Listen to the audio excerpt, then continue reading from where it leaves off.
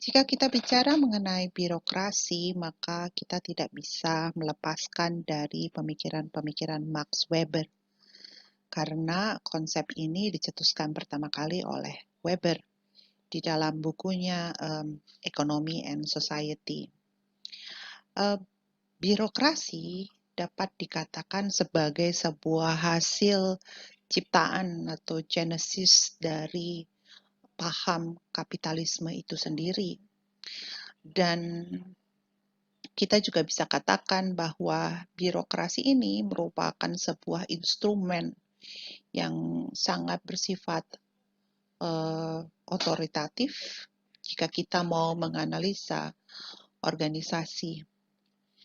Kalau kita lihat pada masa perkembangan industri di dalam masa Fordism, Anda yang sudah mengambil sosiologi organisasi, sosiologi industri, tentunya sudah pernah mendengar konsepsi tentang Fordism ini. Jadi bagaimana sistem produksi dan juga model kerja diatur dengan sedemikian sistematiknya.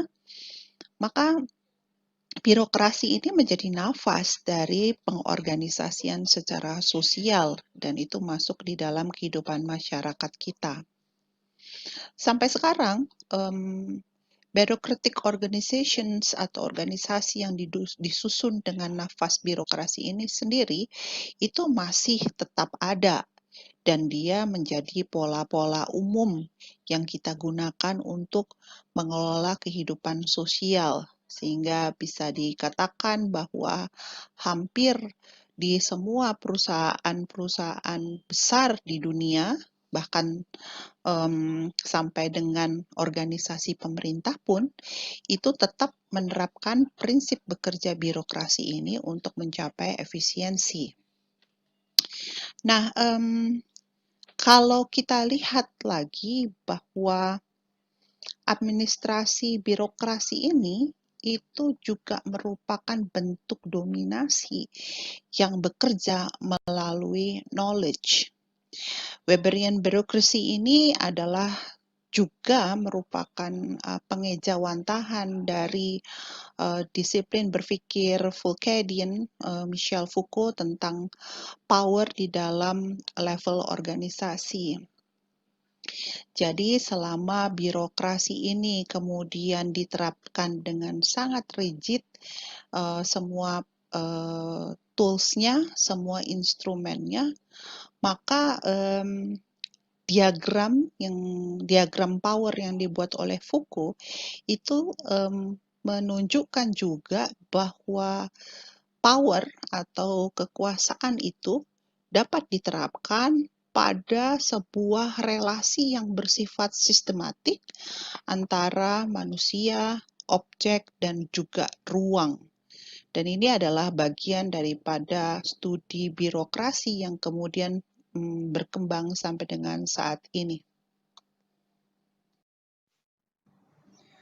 Weber secara mendasar menyatakan bahwa birokrasi itu terkait dengan sebuah cara yang paling rasional, formal, dan sekaligus juga efisien untuk mengatur tindakan manusia, dan tindakan itu tentu saja bisa diorganisir. Dan ini sangat menguntungkan atau sangat berpengaruh di dalam kehidupan pada masa modern. Di sisi lain dia juga merasakan bahwa sebenarnya birokrasi ini adalah sebuah ancaman terhadap humanity atau kemanusiaan. Tentu Anda tahu bahwa manusia punya kecenderungan berbeda di dalam melakukan tindakan sosial antara individu yang satu dengan individu yang lainnya. Dan menurut dia hanya si entrepreneur atau pengusaha dan juga politician yang bisa mengcounter kekuatan dari sebuah birokrasi organisasi. Sehingga di dalam bukunya Economy and Society, Weber mengatakan bahwa birokrasi itu adalah sebuah struktur dominasi. Anda bisa lihat itu di halaman 219.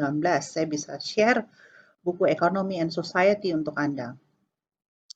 Dan Weber itu sendiri akhirnya kemudian ketika merumuskan dari konsepsi birokrasi, dia mengatakan bahwa birokrasi adalah kombinasi dari tulisan atau dokumen-dokumen yang tertulis di dalam proses bekerja, proses industri, dan dengan sebuah tindakan operasional atau produksi yang sifatnya terus-menerus. Jadi, birokrasi itu adalah kombinasi written documents and continuous operation yang berkaitan dengan office atau orang yang memiliki otoritas di dalam organisasi itu. Nah, ketiga hal inilah yang kemudian menjadi fokus utama di dalam semua tindakan manusia yang diorganisir di dalam kehidupan masyarakat modern. Kita bisa lihat ini di halaman 219, tapi kalau nanti Anda baca buku aslinya di Economy and Society, versi panjangnya ada di halaman 223, judulnya adalah Monocratic Bureaucratizations atau birokrasi. Saya tetap harus mengangkat tentang birokrasi ini dulu sebelum nantinya kita akan bergerak kepada networking birokrasi, karena sebenarnya networking birokrasi itu adalah satu bentuk perkembangan daripada birokrasi itu sendiri dan disesuaikan dengan proses atau perkembangan kapitalisme sampai dengan era saat ini.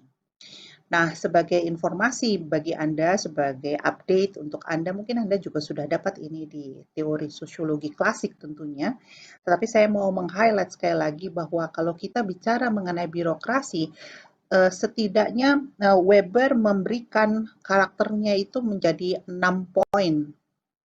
Yang pertama adalah rules atau aturan. Di sini disebutkan bahwa aturan itu di dalam birokrasi itu menyangkut dengan aktivitas-aktivitas yang sifatnya fix atau rigid dan dia diatur oleh sebuah peraturan-peraturan yang rigid pula. Jadi contohnya misalnya seperti Anda nih sekarang belajar dengan menggunakan emas UI.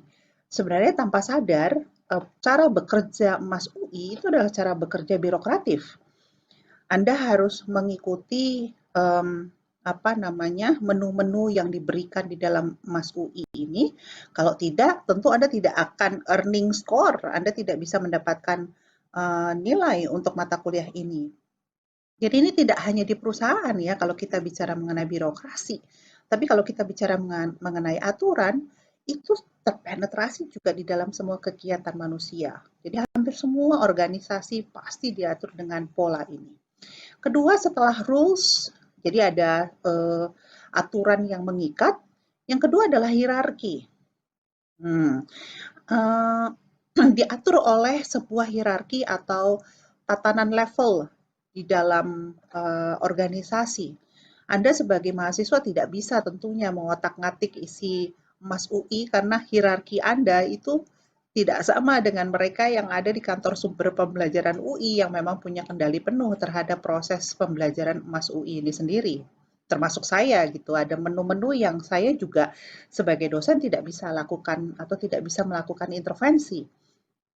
So there is hierarchy in the organizations. Jadi itu sudah ciri. Jadi kalau Anda lihat ada rules, ada hierarchy, so precisely this is the bureaucracy.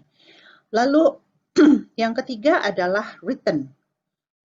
Jadi birokrasi yang baik adalah dia punya dokumen-dokumen yang tertulis yang menjadi acuan, aturan, rules bagi tindakan manusia. Ya.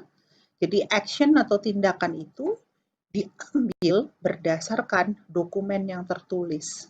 And then it's preserved as a files. Lalu yang keempat adalah skill. Jadi orang-orang yang bekerja di dalam birokrasi itu dipilah-pilah hierarkinya berdasarkan skill dan tentu saja ada sebuah proses pelatihan yang dibutuhkan untuk bisa memenuhi skill di dalam hierarki tertentu. Nah, lalu yang kelima adalah otoritas atau wewenang. Anda tentu sudah pernah mendengarkan ini bahkan di pengantar sosio, ya, jenis-jenis wewenang itu apa saja yang dirumuskan oleh Weber. Nah, official devotes themselves entirely to their work. Jadi ada otoritas dan orang-orang yang bekerja di dalam birokrasi ini itu memberikan hidup mereka untuk bekerja.